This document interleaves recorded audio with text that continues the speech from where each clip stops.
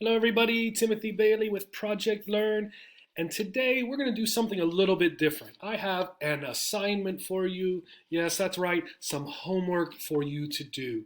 And we're going to do something I found when I was teaching in South Korea and China that students don't always get to do. And I'll talk about that in just a second. So we're going to look at English and art. You're going to use your English, and you're going to talk about a piece of art. Some vocabulary words. The word painting. Okay, painting can be a verb and a noun. This man is painting the house. Okay, but we're not looking at that. We're looking at the noun. So a painting, right? A painting, right? This, I believe, is called Starry Night, right? So you might see this in the museum. Okay. Another word, and this is the important word for you today, the word imagine. This is the vocabulary word. It's a verb, okay? The things that come from our mind, from our spirit, right? We imagine them. The noun is imagination, and our ability to do that, right? We might have the adjective imaginative. So I'm going to ask you to be imaginative, to do the imagining, right? The verb, okay?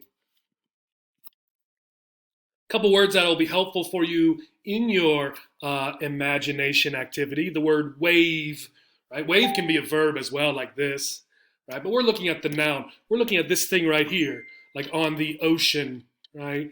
In California or Hawaii or Australia, when surfers are on the wave, okay? That's what we're talking about. One last word, boat, okay?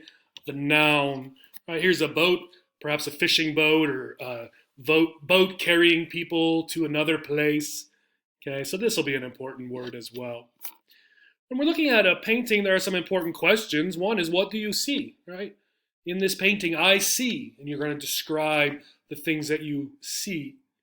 This is not typically too difficult for people. It's just a matter of knowing the vocabulary, words.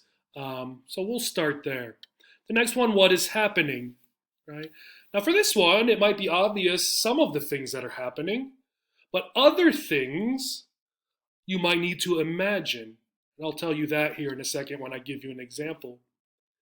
Where does the picture take place? Again, sometimes it's easy to see where a picture takes place, in general or specifically, but other times you have to imagine where the painting, the picture is taking place. And then why is the picture happening? This one tends to be something you do have to imagine, right? Why it's happening. Most paintings we cannot really tell. You can research, you could find out why the painter painted this painting, but sometimes that's not as enjoyable as if we imagine why the painting is happening. And I'm going to give you an example here to show you that. So here are our questions. And here's the painting that I chose. Okay, so what do you see? I see people, men, women, children. I see animals, what appear to be at least two dogs, and then I'm not entirely sure if this is a monkey or what it is. Okay. I also see a river, trees, boats, and some buildings in the background. Okay. Where does the picture take place? So generally, right, from what I see, it takes place in what looks like perhaps a park along the river. Okay.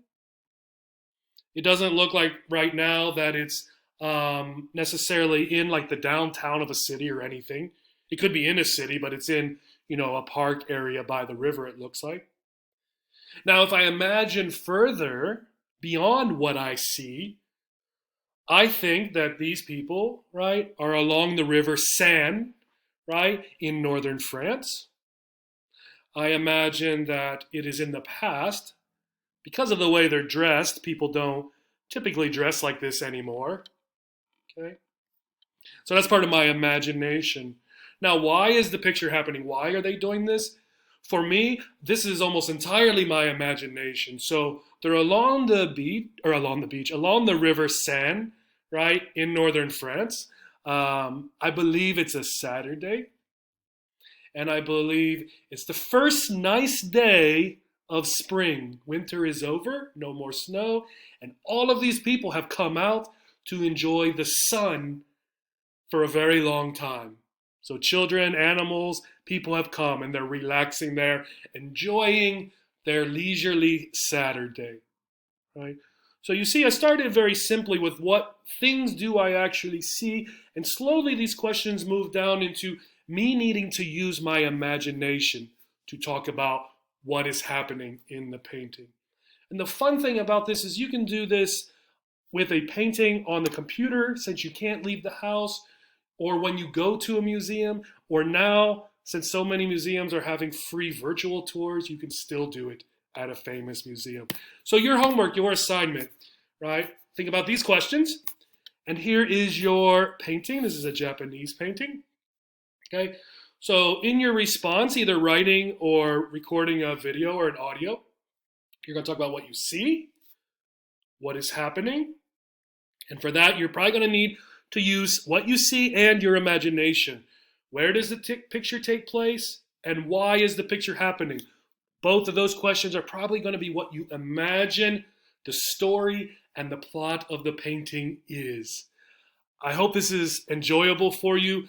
Do screenshot or pause or get this image here for your assignment, right? And then I want you to write or record your response and send it to me. Here is my email address, tbailey@projectlearnsummit.org. And more than anything, I hope you have fun. I'm excited and I look forward to seeing your imaginative responses to the painting. Thank you and have a great day.